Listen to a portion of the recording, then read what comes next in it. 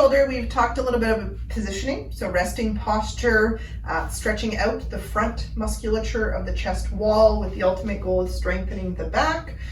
What if I don't have range of motion? And there are times that you may not be able to get your arm all the way, but maybe when you're in clinic and we're testing you on the bed, when you're lying down, I can lift your arm higher. Or even if I can't lift my arm past here without pain, if I grab my own arm and relax my right arm, I can sometimes get it further.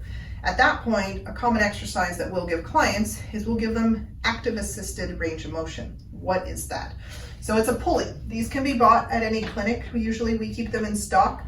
I've had a few creative clients make it at the hardware store as well. But the idea is I get to focus on how I move, because I always tell my clients, quality over quantity. So I can focus on holding my posture, keeping my shoulders back, and then I get to use my uninjured arm to help pull my injured arm through a smooth motion. So one exercise we'll often give, and this can be done standing, it's the easiest way to start. When you need more movement, I'll show you the alternate, it's sitting. So you stand, this pulley just flicks over the top of a door and latches closed. And you're simply gonna stand facing the door, shoulders are back, standing tall. And again, thinking that my right arm's my injured arm, I'm simply going to go down with my right arm. Ultimately, my left goes higher. But now I'm going to pull with my uninjured arm to raise my right arm higher. And what I'm thinking about as I do this smoothly is I really want my right arm to be as relaxed as it can be. I'm looking not to have any spasms. I want a smooth motion. And I would do this back and forth for about 30 seconds with this motion. So this is flexion, helping out flexion. If I got to the point, so as you can see, this is as high as I can get with this pulley right now. So to make it more challenging, or if I need to work on higher range of motion, again, no pain, right? The concept of no pain, no gain doesn't really work here. We want quality over quantity. So as I get better and I can get that movement and say, Karen, that's not hard anymore. If I lower my body like this, then you'll see I can suddenly get to movement that I couldn't get to before. So now my same exercise, 30 seconds, up and down smoothly.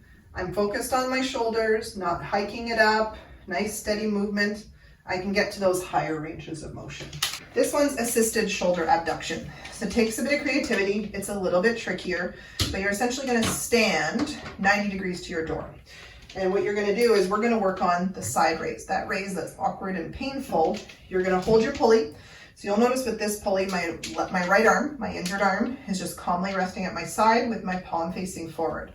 If my palm is facing back, therefore my arm turned in, chances are it's going to irritate my shoulder. So I try and stand in a way that keeps that palm facing forward, my right arm is relaxed, and it's going to be whatever it takes out of this left arm to slowly raise that right arm.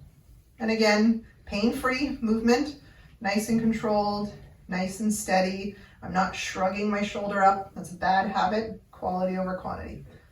30 or so seconds of this, nice and gradual. And again, I'm only getting to here. So if that's not enough, I can then set myself up to try and get more height. 30 seconds, up and down. When this gets sometimes too easy, we may give someone this one. We'll have you actually turn your back to the wall, and now I get to work on full lift. And with this pulley, I can adjust it. So I can get my full lift. And again, here I'm making sure it's my shoulder moving. You don't want to have your chest extend or your shoulder, just nice and steady.